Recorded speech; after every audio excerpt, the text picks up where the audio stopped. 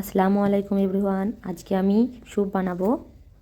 একটু গাজর কুচি, গাজরটাকে ভালোভাবে কুচিয়ে নেব সরু সরু করে, যাতে ভালোভাবে সেদ্ধ হয় তার জন্য।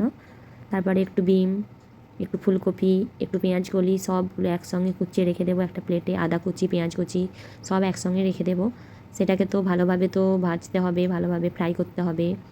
ভালোভাবে ফ্রাই করলাম, একটু টাইম লাগবে ফ্রাই করতে। তারপরে একটু কড়াটা বসিয়ে বাটার দিলাম, বাটারটাকে ভালোভাবে নেড়ে চেড়ে গলিয়ে নিলাম যাতে ভালোভাবে গলে বাটারটা।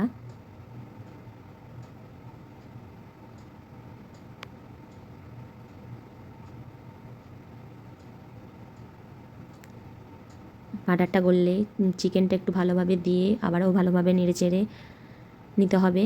তারপর পেঁয়াজ দিয়ে নাড়তে হবে আরও ভালোভাবে, পেঁয়াজ, আদা কুচি, রসুন কুচি দিয়ে ভালোভাবে নাড়তে হবে যাতে একটু টেস্ট হয়।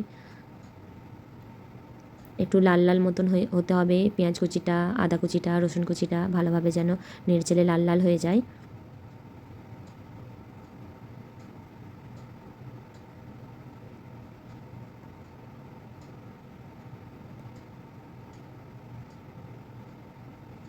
তারপর চিকেনটা দিয়ে দিলাম, দিয়ে আবারও নাড়াচাড়া করে আবার সবজিগুলো দিয়ে দিলাম, দিয়ে আবারও নাড়াচাড়া করব,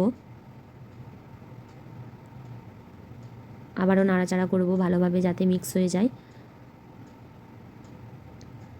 একটু হলুদ দিলাম যাতে কালারটা একটু সুন্দর হয়, শুধু খেতে ভালো হলেই তো হবে না, একটু দেখতেও তো সুন্দর লাগতে হবে। ভালোভাবে নাড়াচাড়া করে লাল হয়ে গেলে তাতে একটু পানি দিয়ে দিতে হবে। পানিটা দিয়ে আবারও নাড়াচাড়া করতে হবে ভালোভাবে, যাতে সেদ্ধটা হওয়ার মতন প্রথম পানি দিতে হবে, যাতে সবজিগুলো ভালোভাবে সেদ্ধ হয়।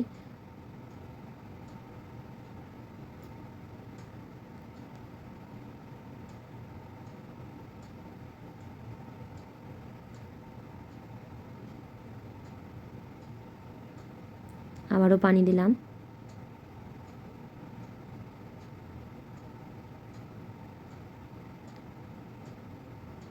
আবারও নাড়াচাড়া, ভালোভাবে নাড়াচাড়া করছি।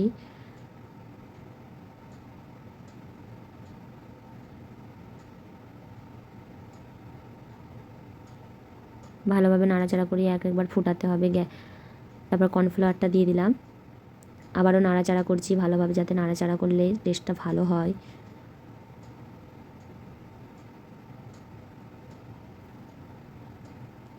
এই হয়ে গেল স্যুপ রেডি, অনেকটাই রেডি হয়ে গেছে স্যুপ, এখনও একবার ফোটাতে হবে স্যুপটা। এই রেডি হয়ে গেছে আমাদের স্যুপ। কেমন লাগছে বলবে। আমাদের মাহিদের জন্য স্যুপ রেডি হচ্ছে। মাহিদ একটু স্যুপ খেতে ভালোবাসে তো।